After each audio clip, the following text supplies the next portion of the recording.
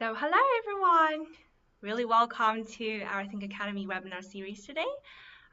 Right now it's 5 o'clock. I think we're ready to start our session right now, and hopefully everyone is hearing me and listening to me too. Okay, yeah, right. All works? Fantastic. So really welcome on a Saturday night and come to our Think Academy webinar series as always. And for today, actually, the topic we're going to cover is about why and how for kindergartner maths. And I think it's an interesting topic to talk about, and I'm really happy that I am here to be able to share with my insights with you, and let's have just like a discussion about how to help our kids the most, how to help our little kindergartners learning. Before we start, let's have a little introduction about who I am. My name is Ashley. I'm right now a math teacher at Think Academy. I graduated actually from background of applied psychology and computer science because I have a passion really for child development and education.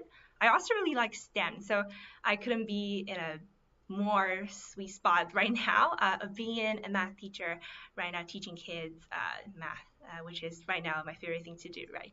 I have a lot of experience teaching kids, and actually with a large group of kids aging from 4 all the way to 10. So it really covers around all the kindergarten all the way to grade 4. So get in touch with a lot of kids through one-on-one, through classes, talking to a lot of parents and see how they really help their kids to grow throughout the elementary school, even prepare them for the better future.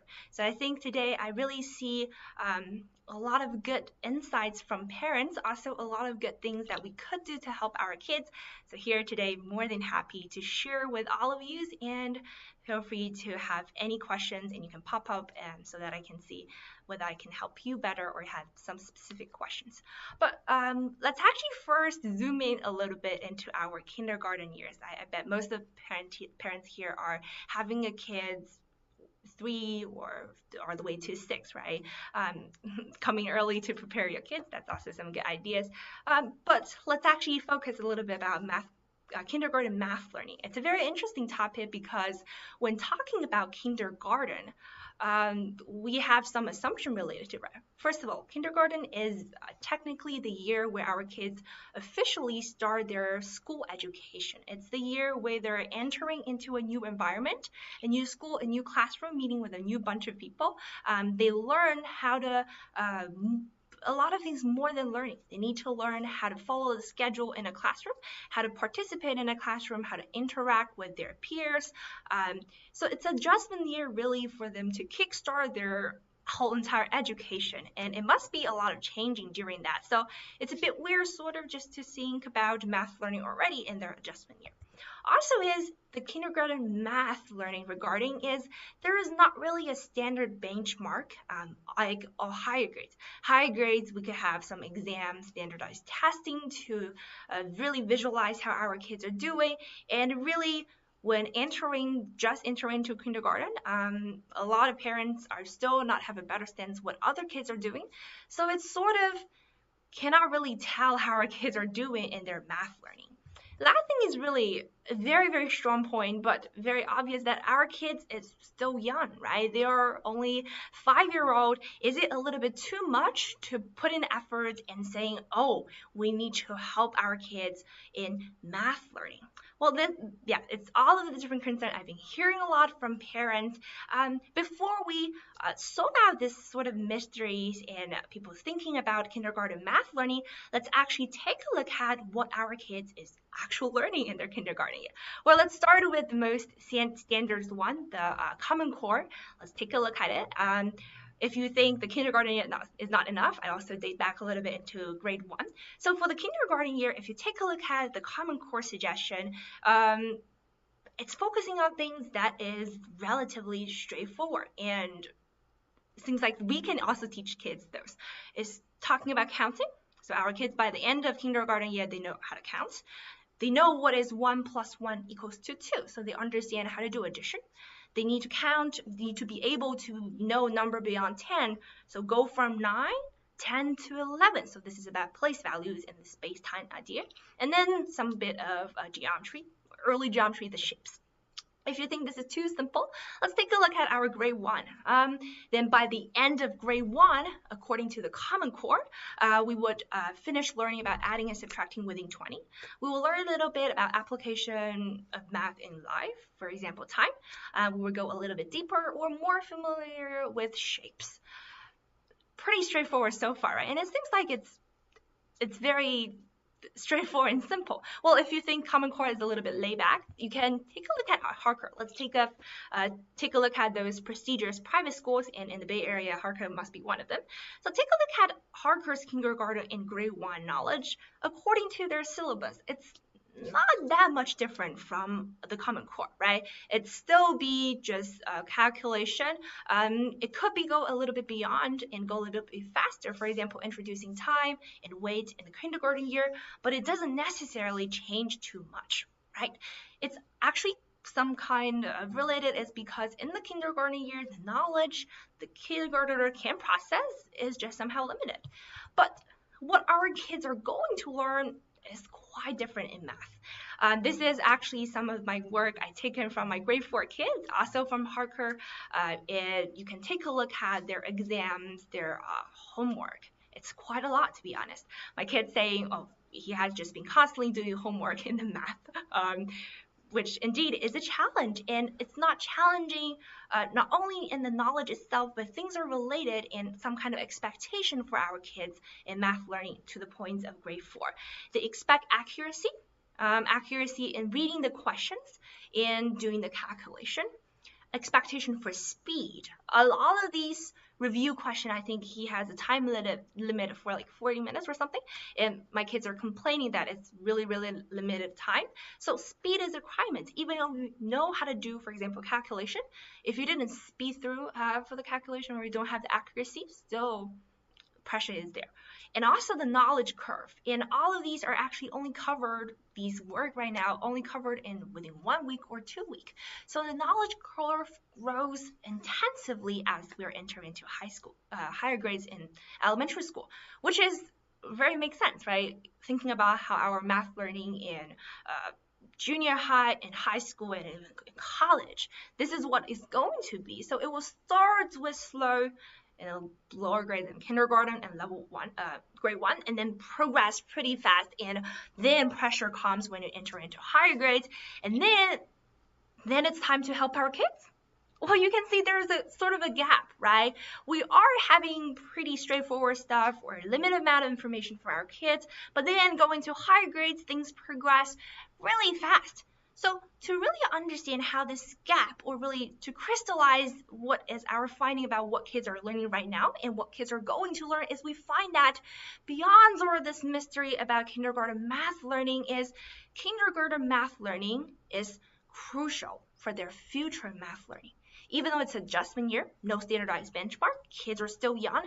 Now, currently, the math learning they are doing right now is laying the solid foundation for their future learning, so that when they're entering into higher grades, they could have less pressure, more confident, and more capable of dealing with math. And I also have some insights for our parents, right? I run into this pyramid while I was talking to parents. One of the parents shared with me, actually, the higher grades parents, and I think this makes so much sense, which is true. Let's take like this reverse pyramid here. If we have no help offered to our kids in K to kindergarten, like the grade 2, then meaning that at grade 3 and 5, sort of we need to help more with our kids. Then to the point of junior high, sometimes the parents couldn't offer help anymore. I remember when I was in my junior high, my dad looked at my physics work and he said, I can only help you there. By the time you are high schoolers or college, you have to be on your own, right? Kids need to learn how to study independently later. But if we do it very properly and very wisely, starting from early grades, is we support our kids wholeheartedly when they still have so much potential and still we're able to working with them smoothly. We support them. Then going to grade 3 to grade 5, later year of elementary learning, we can have them have more autonomy here, right? And then to the point of junior high, they don't need any help for us. We can give them autonomy, and they have now the self-drive of learning math.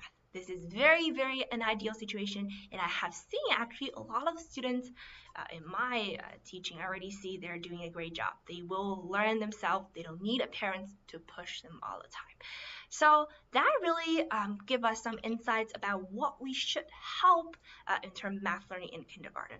The reason why give us actually what we want to give kids. So I give out 3 options here: abilities and habits, interest and efficacy. Efficacy meaning they believe and they have the power of completing something, and then knowledge. So among these 3, you probably already have some idea which one is the most important here, or which one the other way around. Which one is the least important here in kindergarten math learning?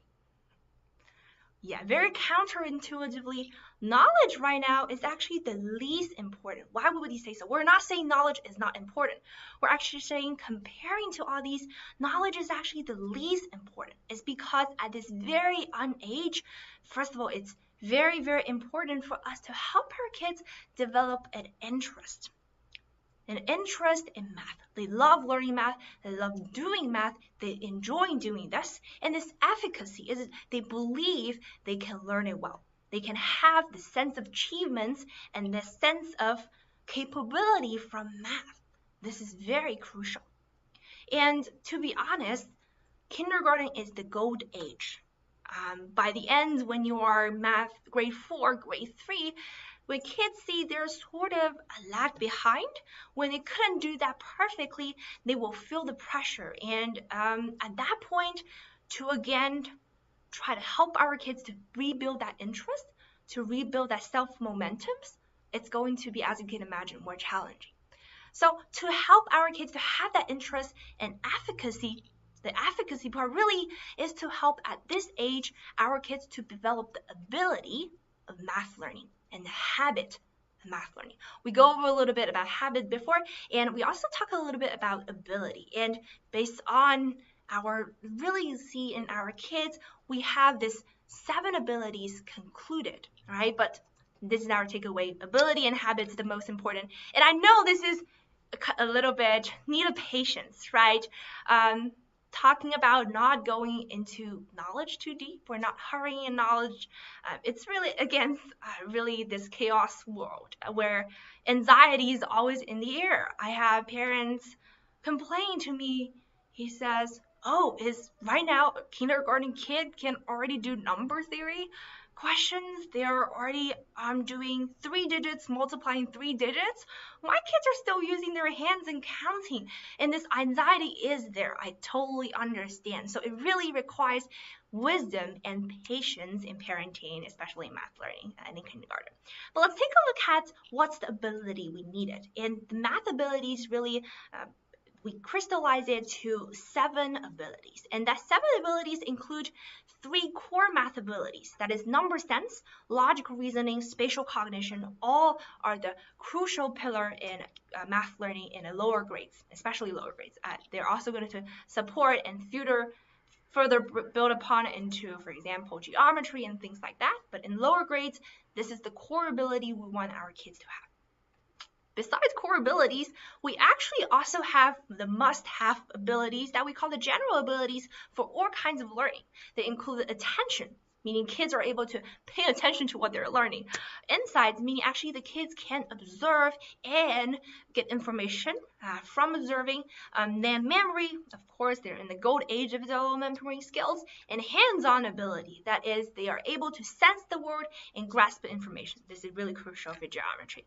And they're actually all related for these general abilities and core abilities. They're not breaking down. For example, for the hands-on ability, it's really where the spatial cognition comes from. Hands-on ability leads to spatial cognition, and spatial cognition is the foundation of future geometry learning. Or let's take a look at the insight. What is insight? Insight is actually also crucial in doing a lot of logical reasoning questions. They need to find the pattern. They need to able to extract helpful information here. And you see, so this is a little breakdown and a little infographic about the relationship between all these math abilities. We had, and we will also have a more detailed explanation about every abilities on our YouTube channel and other channels here. So please stay tuned and focus on that. But today we don't have enough time of going through everything. Let's just take an example of hands-on. As I mentioned, it's going to be building up for spatial cognition and also for later geometry, right? And why hands-on is the way. Let's take a look at this math kangaroo question, which I know a lot of you are excited for math kangaroo question. Here is one about some holes on the paper. In the K groups recently, we have been doing a lot of paper cutting. So for adults, we know how it's going to work, right? For kids, that means the first though, they need to understand what does hole mean, what we'll see through a hole, how are we going to overlap things. Yeah, and those are things they need to come from concrete experience, not just up in the air. And that means in daily life, we will focusing on giving them a lot of concrete exposure. For example, in our hands-on ability lesson for thinkability class right now for Magic Craft, we're having a lot of teaching tools and manipulative for our kids to play around with, to see, to observe. This will help so much in their future learning. So today, though, it will be not too much time of covering the general abilities. I do want to go a little bit deeper into the 3 core math abilities here. That is number sense, the logic reasoning, and the spatial cognition. Let's take a look at our number sense. What is number sense? I know it sounds very vague and very psychological, a very teaching philosophy way of idea, and many people would just say, well, isn't it just calculation? Well, first of all, it's not calculation. But it doesn't mean it does not include calculation. Actually, it's way more than calculation. Here is a little infographic about what is number sense, and you can see number sense includes a lot of different parts. It's very interesting. It also shows you it can go from very simple to very hard along all the kind of math symbols. And as I suggested, number sense is not born. It needs to be interacting in a lot of ways. It will be learning, and it's not the pure calculation here. So actually, at very young age, our kids has been trying to develop this number sense. And you can see there are very different parts. Counting, it's actually one very big part of it. And then later, counting can go beyond to finding the pattern, looking for sequence. Fibonacci sequence, my grade 4 kids love the most. And then actually a lot of counting techniques as well, even into the part of combinatorics. Number sense is also about whole and parts, and it could be just now breaking and understand different quantity, but then getting into later, it just means fractions. So crucial. Then it could be also about the proportional thinking. It's getting into ratio, it's getting into fraction, it's getting into way more advanced application of math. So you can see number sense is not calculation. It's a lot of actually about down beneath abilities here. Well, let's actually see a little bit though about what are some examples of number sense. It's the concept of magnitude, quantity, ranking, comparison, measurement, rounding, percent, and estimation here. Well, let's take a look at in early lower grades. What does that mean? Okay, it's actually about the mathematical thinking. For example, taking a look at it, this is the mathematical thinking we are actually going to introduce, and very crucial in younger age. We will teach our kids how to do calculation related with shapes, how to do this equivalent, and very early on idea of algebra, how to use a bar to solve word problems, so they need to have a sense of what is the unit of 1.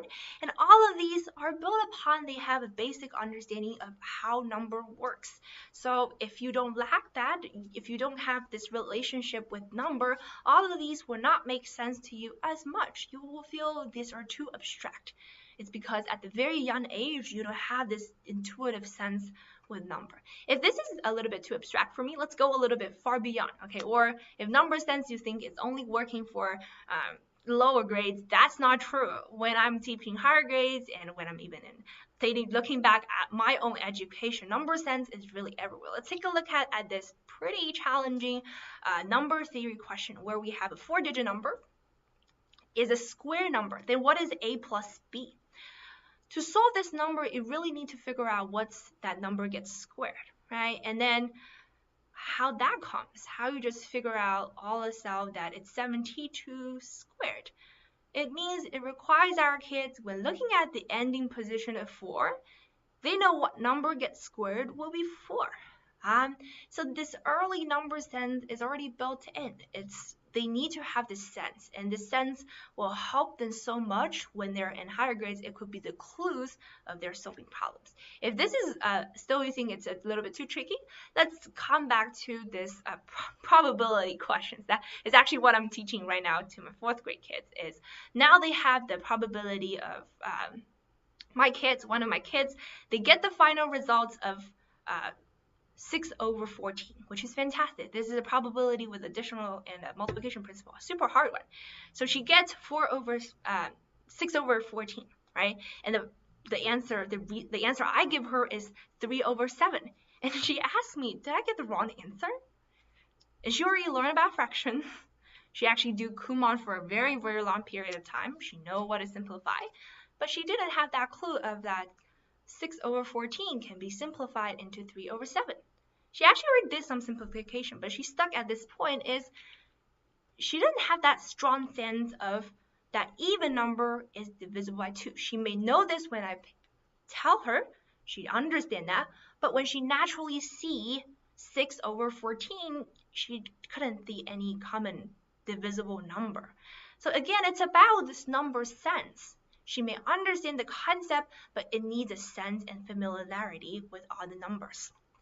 Last things, something also we were gonna do in higher grades is it's a very common part about estimation. For example, when you take a look at this, all the decimals multiplication here, I already calculated out the results without the decimal points. Then if we know how to estimate, we already know how to point that, right? Or they can easily check their answer. But if they don't have the number sense, they may need to consider following some rules, right? So number sense is going to help a lot, even in higher grades. So for number sense, it is the foundation of future math learning. You need that for all kinds of learning, even into go to college. You need that. All the things are built upon it.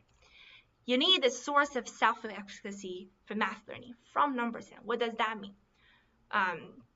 Right now, when it's lower grades, you don't really sense that. But when it's going to higher grades, when you see that kids, if she gets stuck in a calculation, she is really slow in that, she will sense a better she will sense a really hard feeling of competition here. And really, if we help our kids to build this strong in early years, that will be a really good source of self-efficacy in math learning. They know they can do this. They're confident they're right. They're feeling great when they're doing fast.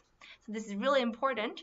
And lastly is actually start young, start strong. Very obvious, right? They start young. Young kids have a really good sense of a number sense. So what we really need is we just need to help them, support them. But I know also, though, it's the question about how.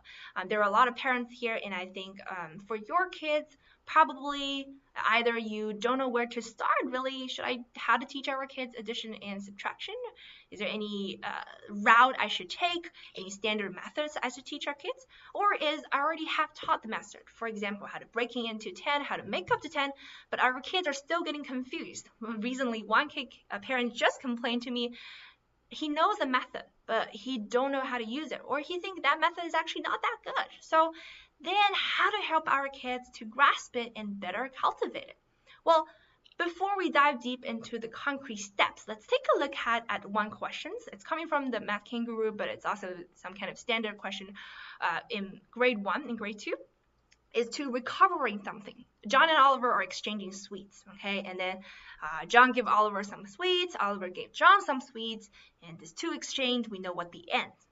And I have some of friends and parents told me to solve this problem, we need solving equation. We need to set up equations. Well, yes, but how will we even deliver that to our kids, right? Definitely that is the very off way to go, is because it's very crucial to understand that kindergartners, the lower grades kids, they learn from concrete exposure. So for all these later questions at this kindergarten age is first we need to give them the concrete exposure instead of just jumping into through all the very sexy, fun, interesting, abstract part of math. We need to start with concrete and some concrete stepstones. So that means the first step of math numbers and fostering is starting from counting numbers in right numbers, which is I know, not sexy, but it's very, very helpful to help our kids first counting within 10, to start from concrete, meaning concrete things. Okay, it could be some kind of little wood sticks or matches to help them build a sense and connect a number as 3 into 3 objects here. They need to build this connection. Then we count beyond 10, and when counting beyond 10, we're actually learning place values, right? And you can take a look at this place value here, which we use the 10 wood sticks, a bunch of them, to represent 10. This is actually helping us, our kids, to understand this base 10 word. And there are a lot of ways in counting. We can count about neighboring numbers, knowing what's come after 4, before 4. We need to count in groups, for example, counting 2s, counting 5s. And we often have this hundreds chart, right? Kids will jump, skip counting 2, skip counting 5, skip counting 10. And that is actually super, super helpful when kids are learning divisibilities. They build this natural sense of how number works. And by observing that, oh, when skip counting 5, numbers are ending with 5 and 0. Right? These all the things are going to be super helpful for their later learning. And we're building up right now at a young age from concrete exposure. We also talk about writing numbers. It's because writing numbers is hard, especially 8. Kids will have trouble writing in it. So we will support our kids in writing that.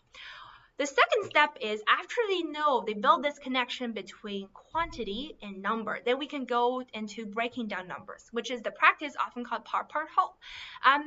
We will encourage them to think through orders. Okay, so this is some standard testing way of doing part whole. We give a number, for example, 5, and ask them, how can we break down into 2 parts? And then there are also some different form of practice of part whole. It's very common.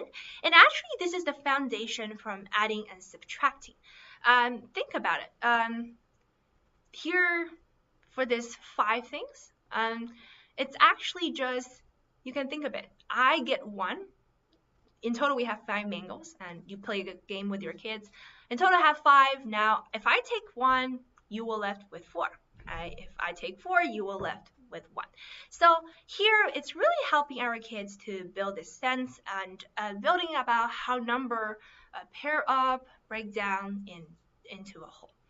A very, very special one about this part whole practice is the number bonds game of 10, or the good friend pairs, as we are teaching kids, of sensing what number makes a 10.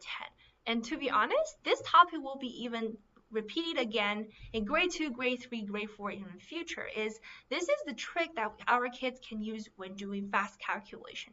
When they see a calculation of 299 plus 135, will they still go to the route of doing vertical form? Or they know to make a 10 first, to make hundreds first? And this is all coming from the early building up of these number bonds and good friend pairs. And we need this concrete exposure here. After we have the sense of this breaking down numbers of whole parts now, then naturally, very, very smoothly, we can go the understanding meaning of addition and subtraction, and which naturally come through, right? Because remember, for the breaking down, 5 is breaking down into 1 and 4, and it's just naturally 1 plus 4 equals to 5. Or if they understand that well, that meaning if I take 1 out of that 4, 5 subtracting 1, then what left is the 4. It's yours. And the other way around, if I take the 4s from it, what's left is 1. 5 minus 4 equals to 1. So it really helps us naturally to understand the meaning of addition and subtraction, and of course, help us to prepare our kids for the later word problems they're going to run into. That is a very important part in our lower grades age. And learning this addition and subtraction, though, it really have another second insight, is our kindergartners learn from their daily life experience. So they have to do a lot of this type of learning in storytelling, and that's also going to be a big part in terms of word problems. For example, some common questions is, for example, queuing. If I am the second in the queue, then 2 other kids come, how many total kids are there? Or getting on the bus, right? Here is the bus there, they have 10 kids there. After some left, only 3 left on the bus. Then a very common interesting mistake our kids will make is they will give us a number of 10 minus 7 equals to 3. It's because they don't have this very good understanding about the meaning. That's a common mistake. So really, we need to help our kids build this connection with numbers and formulas with concrete experience here. So we're gonna definitely in our course design, we emphasize a lot in that. And also, our parents can teach our kids in two ways. Okay, first is based learning and storytelling. If you're running into this type of question, try to connect these formulas back into a scenarios. For the mangoes, for the bus, for a lot of daily things in life, for things like one Lego toy, 10 Lego toys. If I take away 2, how many do you left? If I buy you another 2, what will you have?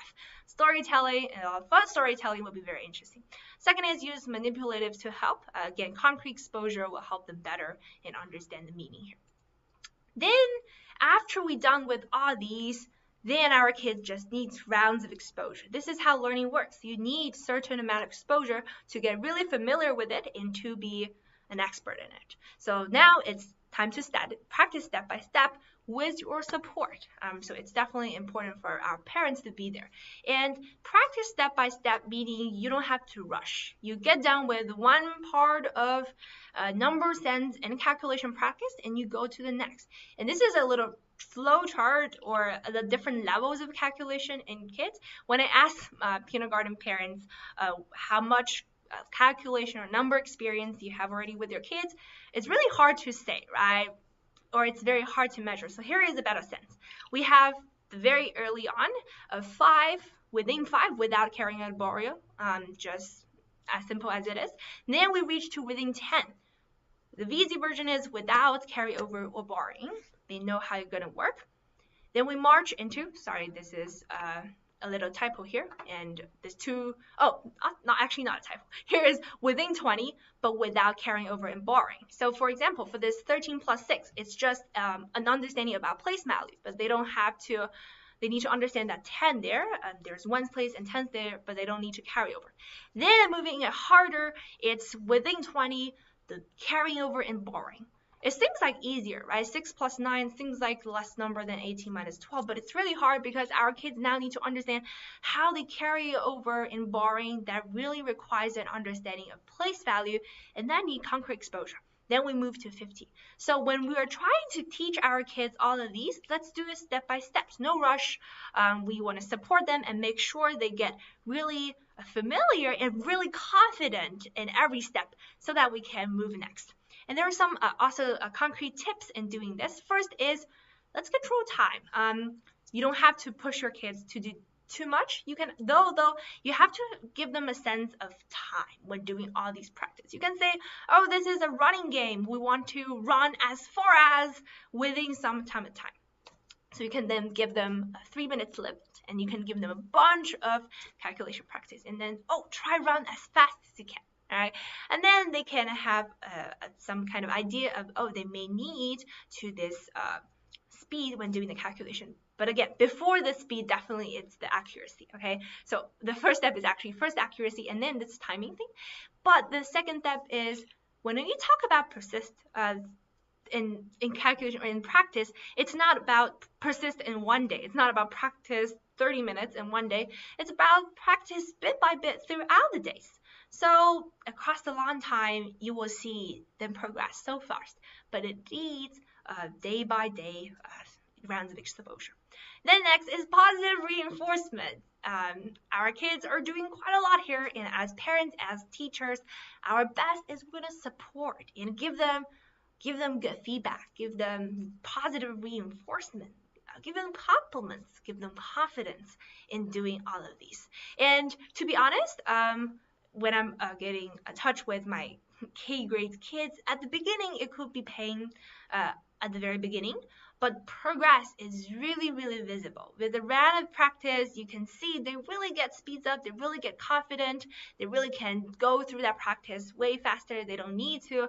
At the very beginning, they will be a little bit impatient and attentive, but they will see their visible progress, and I feel really proud for all of my kids. Then we also have some common challenges that I collected from parents in cultivating a number sense. The first is just more about writing, mirror writing and reversing letters. It's not only about numbers, it could be appear in letters as well, B and D, for example, and 7, a very common one. And to really help them, there are some practice. For letters, this is a very fun game of rolling a dice and help them to write letters.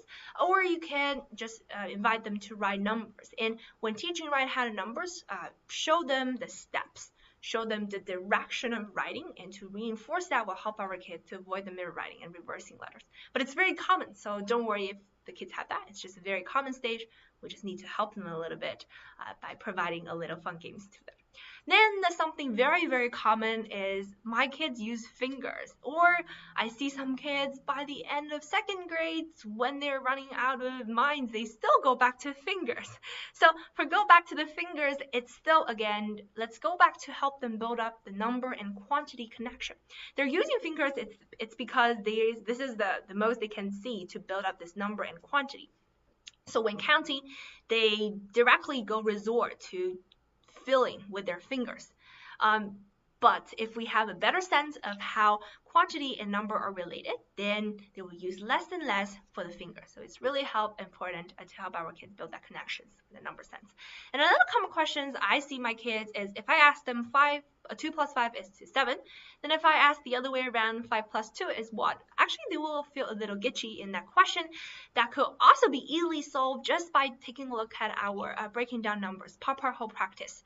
If we see this, then we can see it's no difference, right? 2 plus 5 equals to 7, also 5 plus 2 equals to 7. So this commutative law of addition is actually just all built upon on this early feeling of number sense of addition.